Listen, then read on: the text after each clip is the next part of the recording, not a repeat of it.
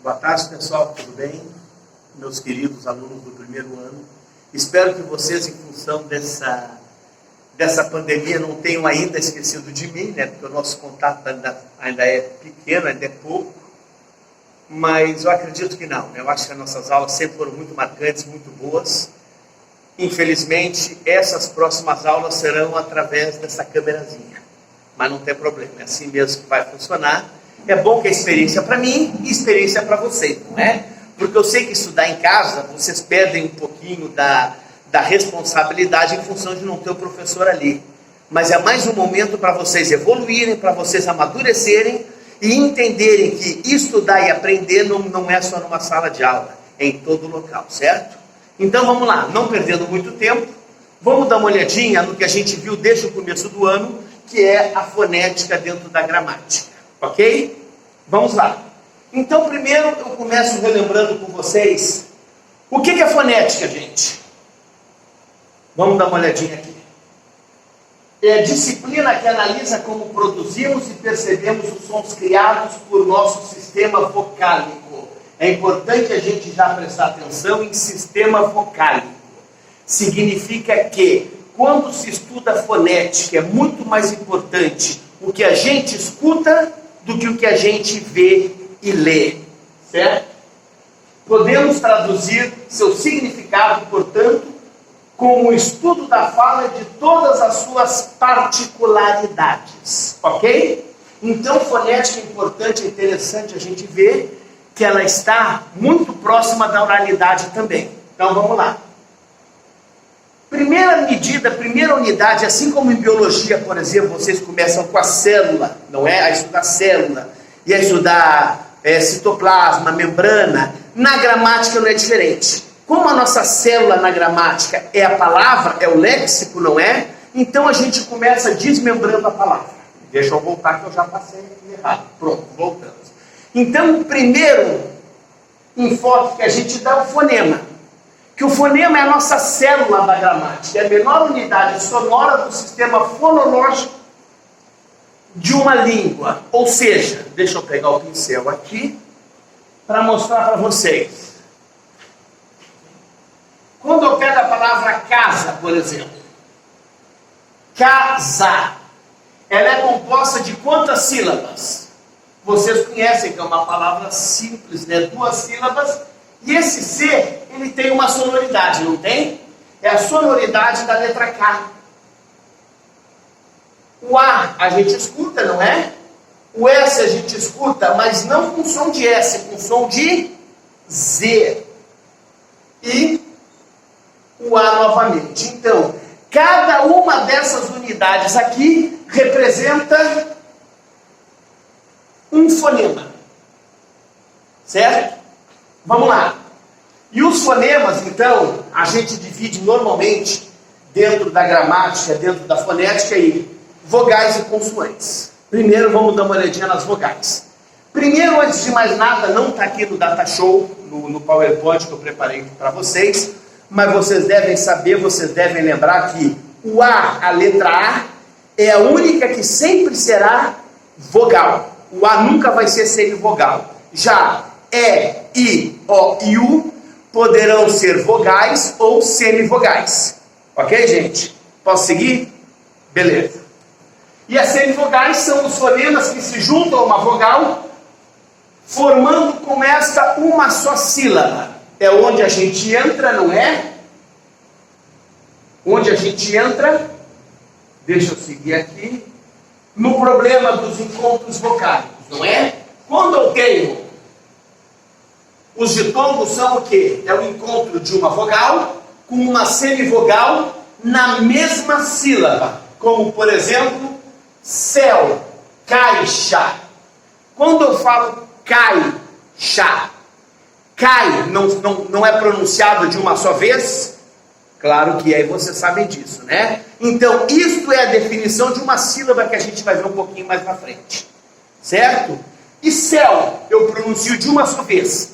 Como eu sei pela fonética que eu não posso ter 2 vogais na mesma sílaba, o que acontece?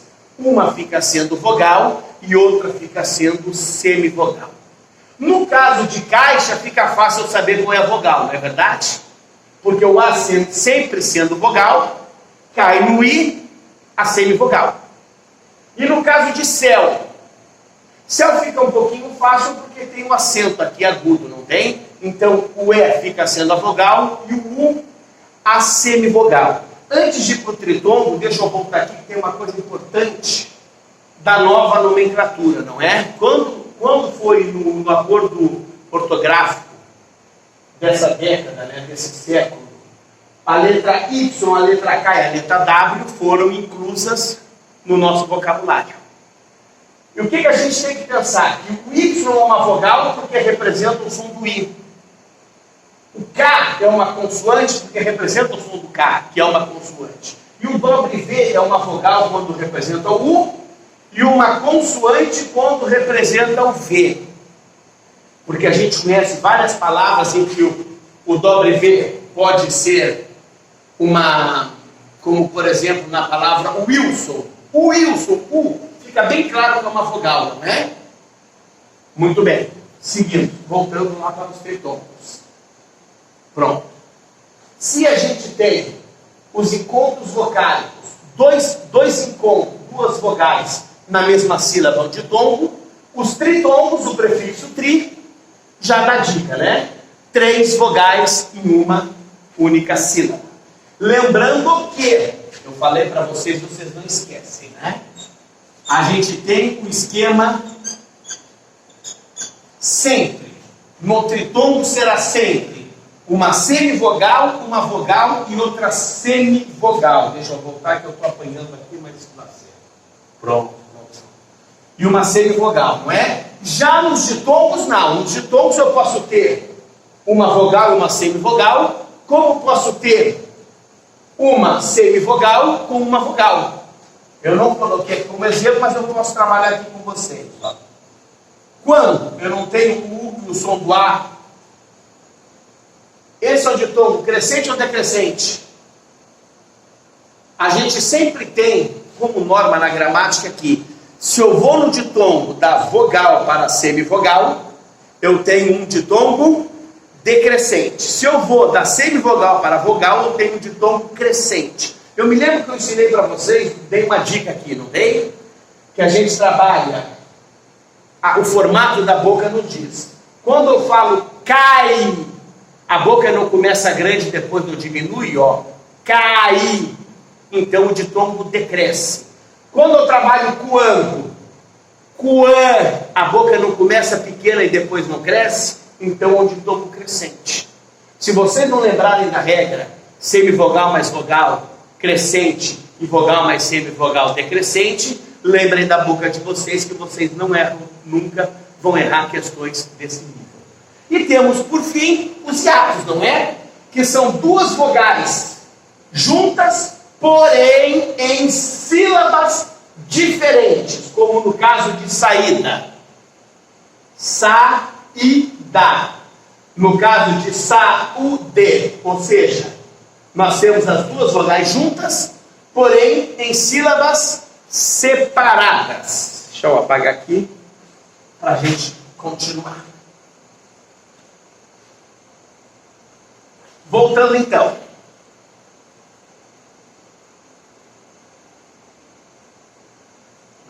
Para frente, né? Pronto. Dígrafos, pronto. Vamos lá. Nós temos também vogais orais. É melhor eu não segurar, não botar e deixar aqui e depois pegar, senão vai dar muita confusão aqui. Vamos lá. Vogais orais, o que são? O ar passa apenas pela boca. E aquilo que eu sempre brinquei com vocês em sala de aula. Tampem o nariz que vocês vão saber se a palavra é oral ou nasal. Quer ver?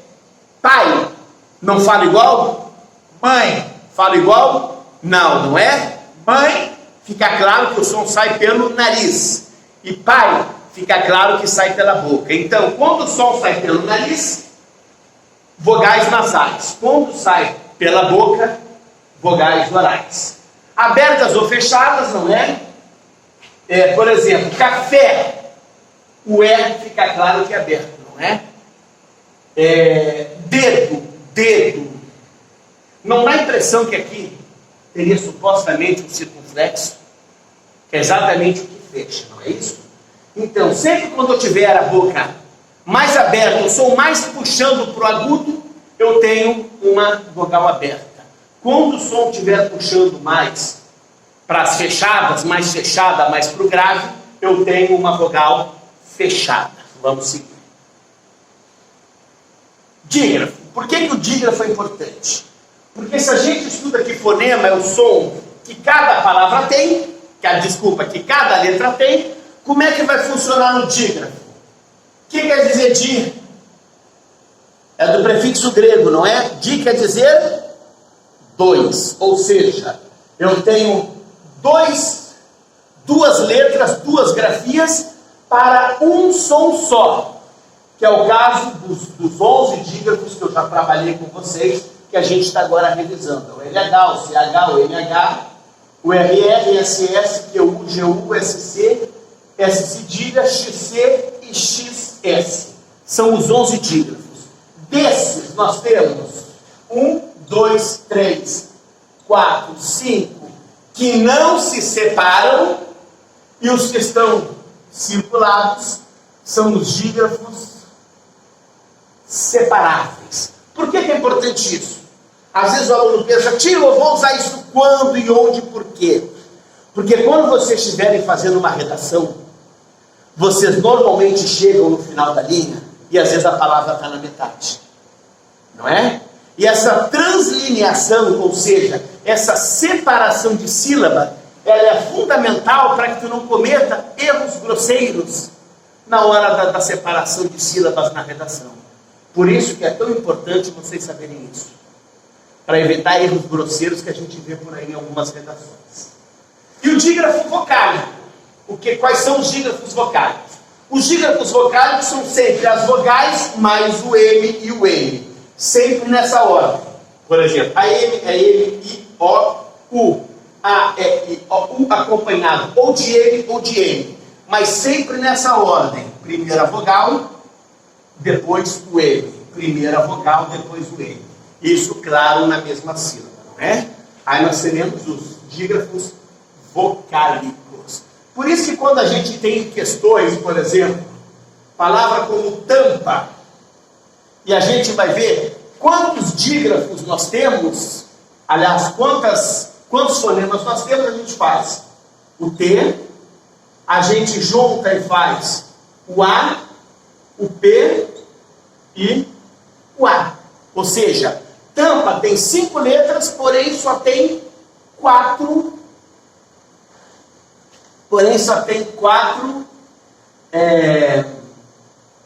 dígrafos.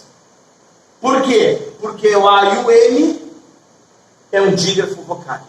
Ok? Beleza até aqui? Vamos seguir. Deixa eu apagar para a gente seguir. Eu tenho que focar em ti. Pronto?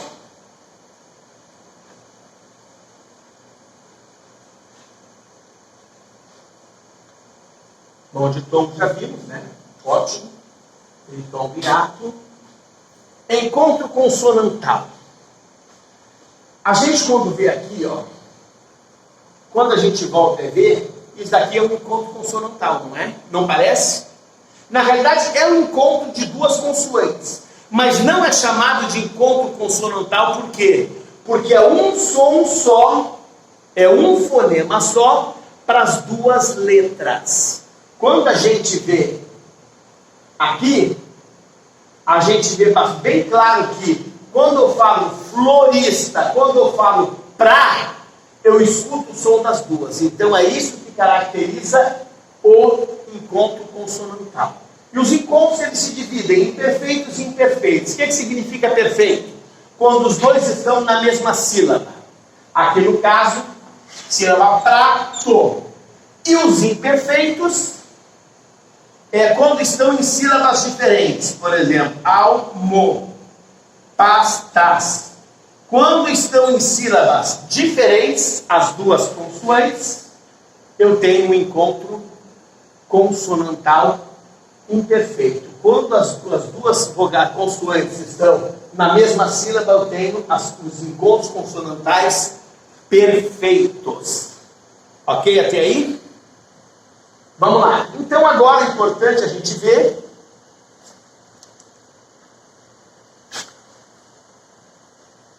não é? As sílabas. O que é uma sílaba? Hein? Vocês não sabem? Eu vou lembrar para vocês. Sílaba é um encontro, é a saída de vários sons de uma vez só pela boca. Por exemplo, quando eu falo a palavra pranto, o P, R, A, N, eles não saem ao mesmo tempo da boca? Então isso é uma sílaba. É um grupo de sons que saem ao mesmo tempo pela boca. Mas claro que dizer só isso não está dizendo muita coisa para a gente, né? Então o que acontece? Então vamos dar uma olhadinha. Vou voltar aqui, não é? As sílabas elas podem ser classificadas em tônicas e átonas. O que são sílabas tônicas? Vamos lá. Com acento as vogais ficam juntas formando um ditongo. Vamos lá. Secretária, isso aqui é uma dica para vocês. Como é que eu sei se secretária eu vou separar? Que é uma dúvida que a gente sempre tem, não tem? Eu já tive quando era estudante, acredito que vocês tenham também. Secretária. Como é que eu faço? Eu separo o I do A aqui nessas duas últimas letras? Não. A regra, a dica é a seguinte. Quando eu tenho a palavra, o acento na sílaba anterior, significa dizer que a próxima sílaba será uma só, será um ditongo. Então, quando eu tenho o acento, é secretária. Quando eu não tenho o acento, que no caso a palavra seria secretaria, aí eu não tenho ditongo aqui, eu tenho secretaria, eu passo a ter um hiato. Entender? Ó, série e não série. Psicologia. Psicologia. Eu não tenho acento, eu vou separando. Atua. Ódio. Tem acento? Então, fica junto. Não tem acento, separa. Isso é uma dica importante para a separação de sílabas. Vamos lá. Não há sílaba sem vogal, pois toda sílaba precisa de uma vogal. Lembrem sempre disso, por quê? Porque quando chega uma palavra como pneu, a gente tem a tendência de separar, não tem? Mas por que a gente não pode separar? Porque se eu tenho um ditongo, eu não tenho como separar. Então, obrigatoriamente, vai tudo no mesmo saco. Tipo, pneu, ou conforme pneu. Mnemônica, por que o M não pode ficar sozinho? Exatamente por esse aspecto, né? A gente só tem uma vogal para duas consoantes. Tungstênio. Tungs. Fica ruim, não fica? Não fica estranha essa sílaba? Tungs. Não dá a impressão de ser duas sílabas. Mas lembrem, por que não pode ser duas sílabas? Porque a gente só tem uma vogal.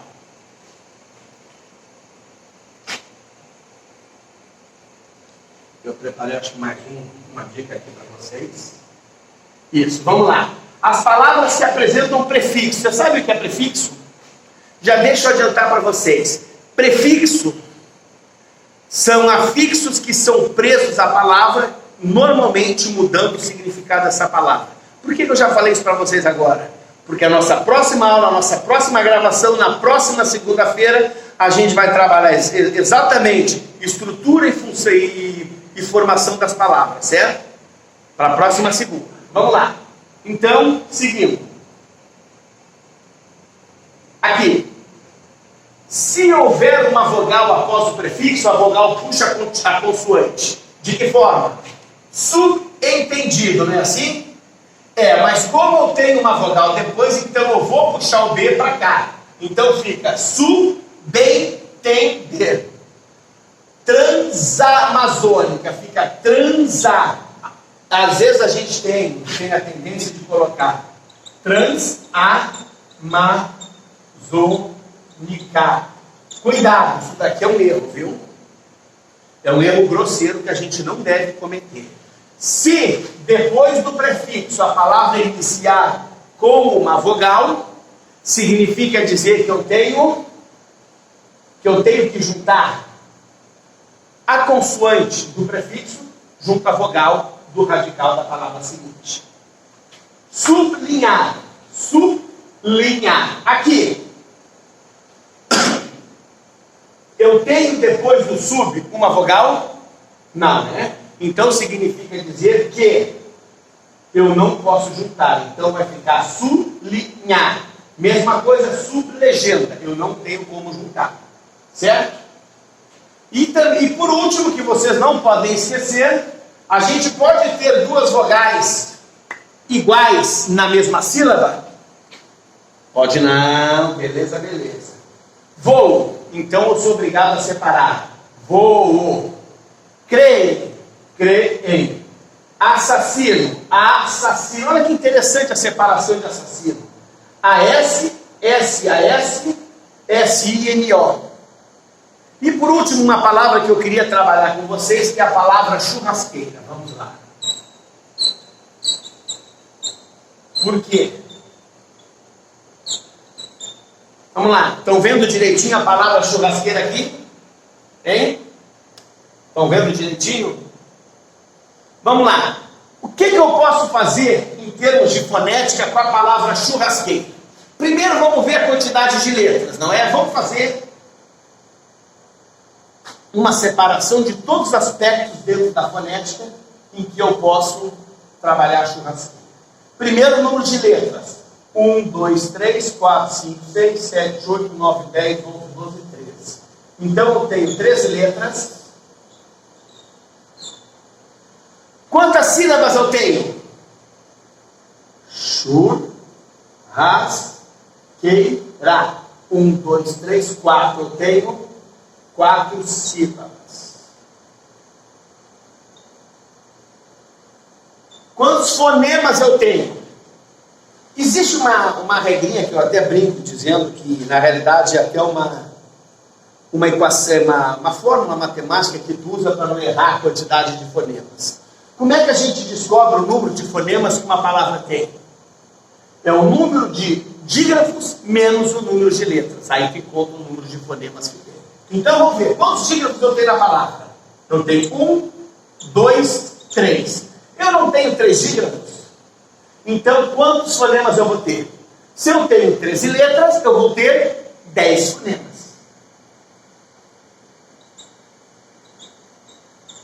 E aqui, que é o que falta, a gente dá uma olhadinha, né? Esse QI. Isso é um tritongo ou um ditongo? Vocês estão em dúvida? Vamos lembrar. Eu escuto o som do U? Não. Eu escuto o som do E? Escuto. Escuto o som do I? Escuto. Então eu tenho duas vogais. A gente costuma dizer que esse U é uma vogal diacrítica, uma vogal sem som. E se ela não tem som, ela não pode se enquadrar na classificação dos tritongos. Por quê? Porque ela, para fonética, ela não existe. Então eu tenho aqui um ditongo. Então é formado por um ditongo e 3 dígrafos. Entenderam, ok? Beleza? Nós temos um encontro na próxima semana, certo? Claro que é um pouco mais extenso o conteúdo, mas dentro do que a gente viu em sala de aula é isso. Eu não poderia terminar essa aula sem dar um recadinho para vocês, certo? Ó, eu estou desde o dia 18, 17, aproximadamente desde o dia 16 de março sem vê-los, pelo menos fisicamente, né? Porque a gente entrou numa pandemia, se a pandemia obrigatoriamente é mundial, e isso fez a gente pensar, refletir, de fato, o que esse isolamento social trouxe de positivo para a vida da gente. Porque eu sempre acredito nisso. Por pior que a situação possa parecer aos olhos da gente, a gente sempre tem que tirar o lado positivo disso. E aí eu trago um exemplo meu de vida, que o isolamento social, por incrível que pareça, está fazendo com que eu melhore. Eu sou, desde pequenininho, uma pessoa extremamente irritada e com pouca paciência, apesar de não demonstrar. Mas em função de estar convivendo há mais de 30 dias com as duas mesmas pessoas em casa, toda vez que eu começo a estourar, que eu começo a ficar nervoso, eu já começo a me acalmar, começo a controlar exatamente esse aspecto. E isso eu estou vendo que eu estou melhorando. Eu não vou mostrar para vocês, mas aqui embaixo tem uma coisa que eu estou piorando, né? Na realidade não sou só eu, porque o isolamento social dos botões da minha calça também estão grandes, viu? A coisa não está muito boa. Fica para vocês então essa dica: tirem o melhor do que esse isolamento social possa trazer para a vida de vocês. Lembrem que isolamento não é sair na esquina para conversar com um amigo nem nada, sair para nada, ficar realmente em casa, respeitar, porque os exemplos do mundo estão aí. Nova Zelândia, que antes do vírus chegar já isolou, já não tem mais caso. Itália, Espanha, Estados Unidos, Brasil, entre outros, que demoraram para tomar consciência do isolamento. Olha a tragicidade de como está a situação, certo? Pensem nisso e até a próxima semana. Beijo do gordo, saudades de vocês. Tchau.